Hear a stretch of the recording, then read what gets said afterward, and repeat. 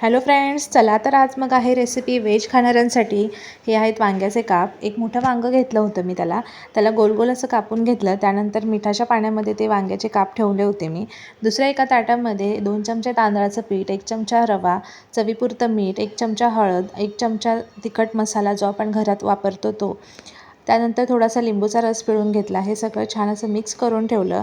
त्यानंतर जे कापलेले वांग्याचे काप आहेत, जे पाण्यामध्ये ठेवले होते, त्यांना स्वच्छ धुवून घेतलं आणि त्या कापावरती चवीपुरतं मीठ, थोडंसं हळद, तिखट हे सगळं टाकून घेतलं आणि त्याला पण छान लावून घेतलं.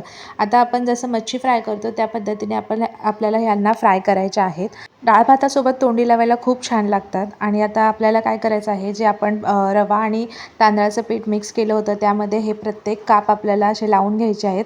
आणि 1 चमचा पॅनमध्ये तेल टाकलं आहे मी, त्याला थोडंसं गरम होऊ दिलं आहे. कमी तेलामध्ये केलेले आहेत मी हे. त्यानंतर एक एक करून हे काप ह्या तेलावरती ठेवून द्यायचे.